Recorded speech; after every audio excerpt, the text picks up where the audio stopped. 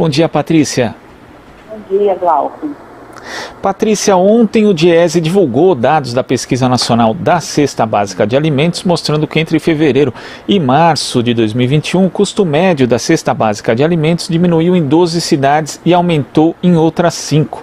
Mas quando a gente vê o período de 12 meses, comparando o valor da Cesta Básica de março deste ano com março de 2020, percebemos aí que houve aumento em todas as capitais. Inclusive as cidades da região sul acumularam grandes taxas. Porto Alegre, por exemplo, o acréscimo chegou a 25,20% e em Curitiba a 24%.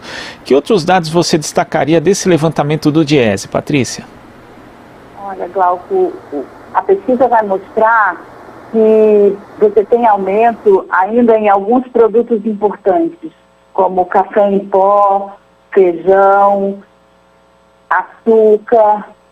E eu acho que o mais importante é que as quedas, elas acontecem porque, nesse momento, a população está muito empobrecida.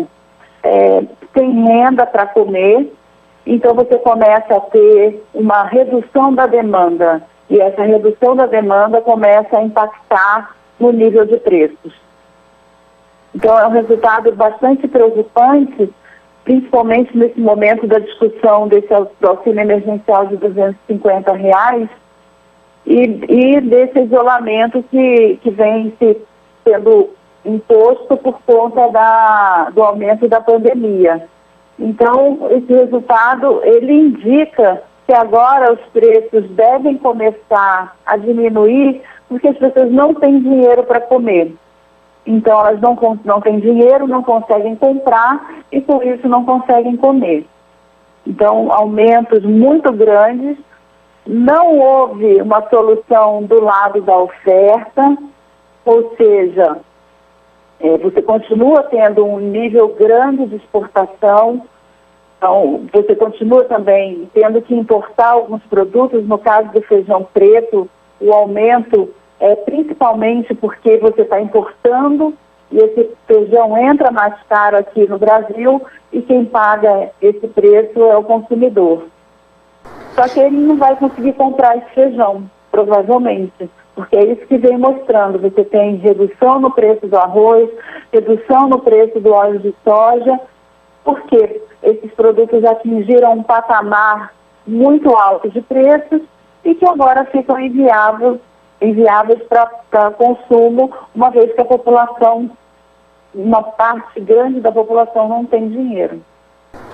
Agora, Patrícia, quando a gente analisa aqui, você falou da questão do auxílio emergencial, o valor da cesta básica, por exemplo, em Florianópolis, que é a cesta básica mais cara, R$ 632,75. Em São Paulo chega a 626, Porto Alegre 623,37, Rio de Janeiro 612,56. Quando a gente analisa e pega ali o menor valor a ser pago pelo auxílio emergencial, que é R$ 150, ele não chega a 1/4 de uma cesta básica. Então, dentro desse contexto que a gente tem hoje, de crise sanitária, também de crise econômica, com elevação do desemprego, precarização do mercado de trabalho, não é possível termos uma parcela de R$ 150, por exemplo, nem de 375, que é a mais alta, sendo paga para as pessoas, porque é absolutamente insuficiente para comer mesmo, Patrícia. E se você pensar que esse valor de R$ 600 da cesta é um valor individual, então, para uma família comer, você precisa pegar esse valor e multiplicar por 3. Então, você distancia muito dos valores propostos pelo governo. E isso pode ser um problema, porque o auxílio emergencial, no ano passado, mostrou que ele repôs renda de muita gente. E, de uma certa forma, ele manteve o consumo aquecido. Esse pagamento de um auxílio emergencial maior poderia ser, inclusive, a porta de saída dessa crise toda econômica que o Brasil vem vivendo, além de garantir a saúde das famílias.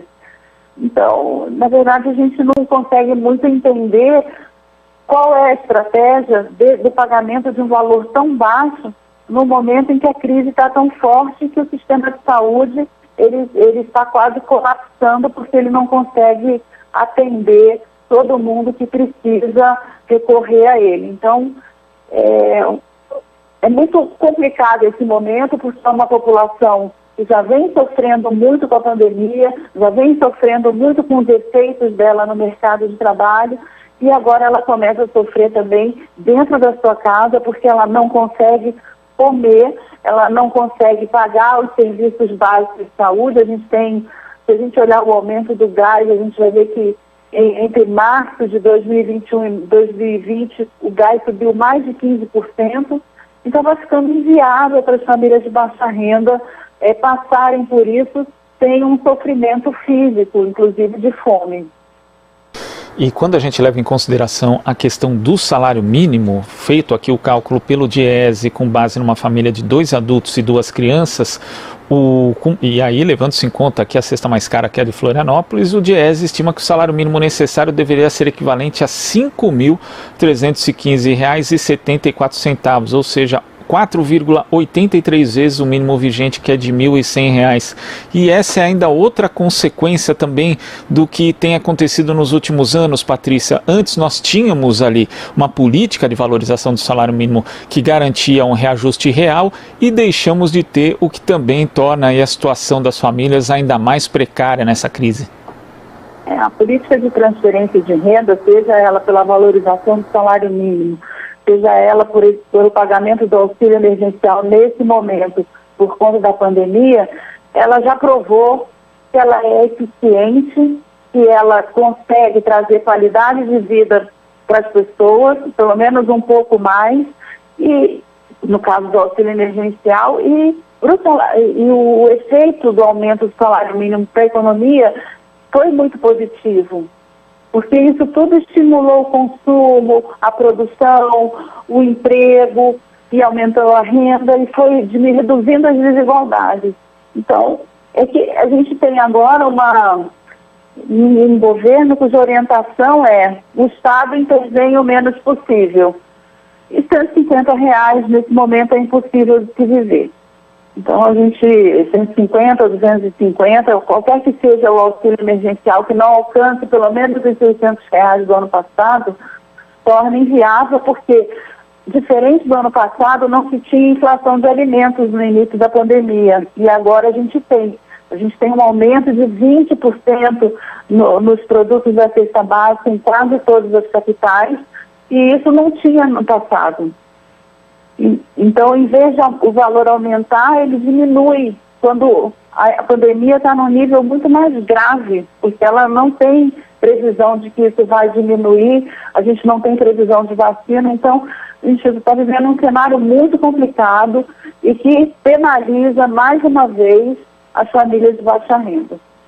E quando a gente pensa nessa questão do salário mínimo, a reposição de inflação que houve, na verdade ela não cobre os custos, né, o aumento da cesta básica, quando a gente tem aí índices superiores a 20% num período de 12 meses. É por isso também, né, Patrícia, que hoje a pessoa gasta 61,52% do salário mínimo só para comprar a cesta básica. Quer dizer, sobra ali do piso nacional menos de 40% para gastar com aluguel, para transporte, para, enfim, vários outros itens ali que são necessários para a subsistência de qualquer família.